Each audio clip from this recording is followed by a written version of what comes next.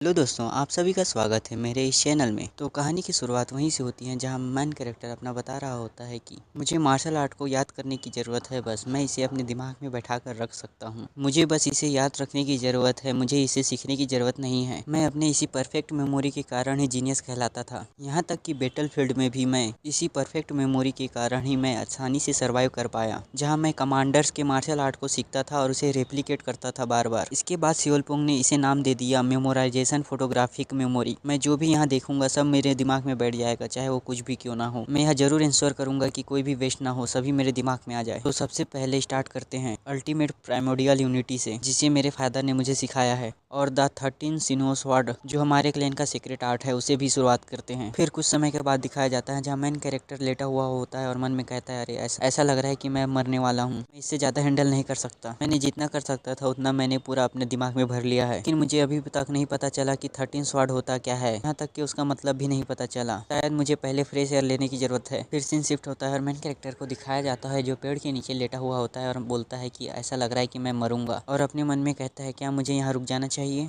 मैं चाहे कुछ भी कर लूँ, मैं इसे अंडरस्टैंड नहीं कर पाऊंगा। चाहे मैं इसे किसी भी तरीके से मेमोराइज कर सकूं, लेकिन मैं इसे अंडरस्टैंड नहीं कर पाऊंगा। तभी पीछे से एक आवाज आता है जो बोलता है, यह कोई आश्चर्य की बात नहीं है कि कोई ऐसा आदमी कोई भी मार्शल आर्ट कैसे सीख सकता है। इस आवाज को सुनकर मेन कैरेक्टर भी उठकर देखता है कि कौन बोल रहा है। तभी दिखाया जाता है कि वहाँ पर होते हैं मेन कैरेक्टर के और भी ब्रदर्स। तभी शिन्यो संग बोलता है कि आई गेस मुझे लगता है कि ऐसा कोई लेजी जो दिन में सपने देखता है, उसे भी कोई मार्शल आर्ट सीखने की जरूरत ही नहीं है। जिनकी बातों को सुनकर उनके पीछे आ रही दो लड़कियों में से एक लड़की बोलती है कि ये कौन है, जिसके जवाब में शिन्यो संग बोलता है कि यह हमारा थर्ड ब्रदर है जो बहुत एम्ब्रेसिंग करता है हमको। जैसा कि तुम देख सकते हो कि यह आदमी कम सुअर ज्यादा लगता है। ये कल the great demon cult battlefield चल जाएगा, तो इसलिए फादर ने इसे कुछ समय दिया है ताकि ये मार्शल आर्ट सीख सके, लेकिन ये इतना लेजी है कि यह मार्शल आर्ट सीखने के बजाय यहाँ बैठा है। इसे सुनकर वह लड़की बोलती है, क्या तुम द ग्रेट डेमन कल्ट के बैटल फील्ड में जाने वाले हो। उस लड़की के ऐसे रिएक्शन को देखकर शिन्यो संग बोलता है कि उसे कोई अटेंशन देने की जरूरत नहीं है, वो भी आप जैसे लेडी जो जिगल क्लैन से है। तभी शिन्यो हुक भी बोलता है कि हाँ, ये तो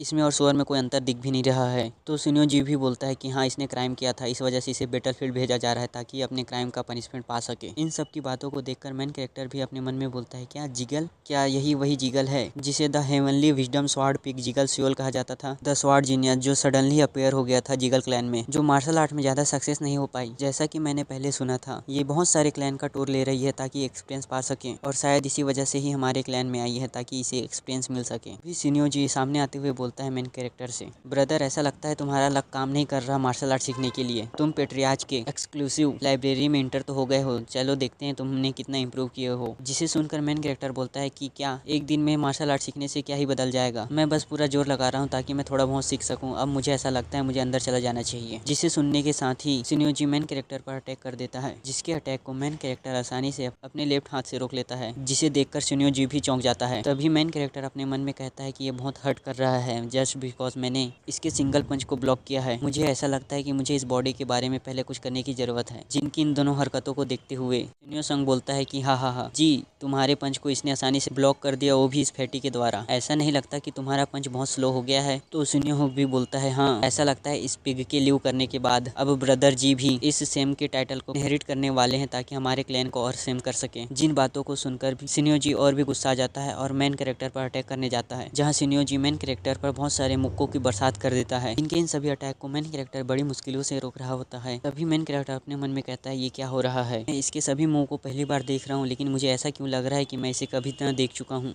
यह अनडाउटली ये शिन्यो क्लैन का मार्शल आर्ट है। जहाँ मेन कैरेक्टर इन सभी बातों को सोच रहा होता है, वही शिन्यो जी उस पर मेन कैरेक्टर पर अटैक कर रहा होता है। जहाँ मेन कैरेक्टर अपने मन में बोलता है, ये तो हमारे क्लैन का टेम्पेस्ट 13 स्ट्राइक है। तभी मेन कैरेक्टर रुकते हुए बोलता है, नॉट बैड। मेन कैरेक्टर की इन सभी हरकतों को देखकर शिन्यो जी भी बोलता है, वो भी हाँफते हुए, क्या नॉट बैड। तो मेन कैरेक्टर कहता है, ऐसा लगता है कि मैंने कुछ गलत बोल दिया, तुम किस लिए रुक गए हो, मुझे और अटैक करो, मेरे पर और अटैक करो, जो तुम जितना चाहो उतना अटैक कर सकते हो मेरे ऊपर। ये सब देखकर शिन्यो संग भी हंसते हुए बोलता है, अरे जी, ये तो तुम्हें ऐसा बोल रहा है जैसे तुम्हारा अटैक कोई अच्छा नहीं है, तुम्हारा अटैक और चाहता है। ऐसा लगता है कि तुम्हारा अटैक इसके लिए एक प्लेजर की तरह काम कर रहा है। जिन बातों को सुनकर शिन्यो जिन भी जोर से चिल्लाते हुए अटैक कर देता है और बोलता है कि तुम मरो अब। जिसके जवाब में मेन कैरेक्टर बोलता है, हाँ जल्दी से आओ, और हंसने लग जाता है। और मेन कैरेक्टर अपने मन में कहता है, हाँ मैं फाइनली अंडरस्टैंड कर पा रहा हूँ इसके मैकेनिज्म को। मैं सिर्फ टेस्ट को देखकर ही नहीं सीख सकता, नहीं समझ सकता कि इसका मतलब क्या है। तो ऐसा है इसका मूव, तो करंट फॉर्म इसका यूज हो रहा है जिसमें उसके पंचेस में किक भी कनेक्टेड है। यह है टेम्पेस्ट वेव। भले ही परफेक्ट तरीके से या परफॉर्म नहीं हो रहा हो, भी मेन कैरेक्टर को एक ओपनिंग दिखता है और मेन कैरेक्टर उस पर अटैक कर देता है, जिस अटैक से सिन्यो जिन को भी बहुत ज़्यादा चोट लगता है और उसके मुंह से खून निकलने लग जाता है और दोनों एक दूसरे के विपरीत जाकर टकरा के गिर जाते हैं। जिन हरकतों को देखते हुए सिन्यो संग भी बोलता है कि अरे यार तुम फेटी लक्की हो, तुम लग रहा है मुझे, यह कैसे रहेगा कि तुम अपना स्किल हमें भी कुछ दिखाओ। जो सब सुनकर मेन कैरेक्टर भी अपने मन में बोलता है अरे यार। तभी पीछे से जिगल लेडी बोलती है कि तुम अपने थर्ड ब्रदर को बुली करने की कोशिश कर रहे हो, जो अभी ही इंजर्ड हो गया है और ग्राउंड पर गिरा हुआ है। इतनी डिसअपॉइंटमेंट की बात है, तुम्हें ऐसा नहीं लगता? चोंगयोन, जिनकी बातों को सुनकर सिन्यो संग भी उनकी चौपलेसी करते हुए बोलता है ऑफ कोर्स नॉट, हम ऐसा नहीं कर रहे हैं, तो अपने ब्रदर का बस टेक केयर करने की कोशिश कर रहे हैं। जहाँ सिन्यो होग भी सिन्यो जी को उठाते हुए बोलता है कि तुम ठीक हो ना ब्रदर। तभी मेन कैरेक्टर इनको देखते हुए बोलता है कि कितने पैथेटिक है, जो मुझे बुली करते थे। सब लोग वहाँ से चले जाते हैं और मेन कैरेक्टर बोलता है हाँ चलो सही में चले गए, अब मुझे अब मेरे फैट के बारे में कुछ करने की जरूरत है। तभी मेन कैरेक्टर पर किसी की परछाई आती है और मेन कैरेक्टर उस परछाई वाले आदमी को देखते हुए बोलता है फादर, मैं बस कुछ करने की कोशिश कर रहा हूँ, जिसे बीच में रोकते हुए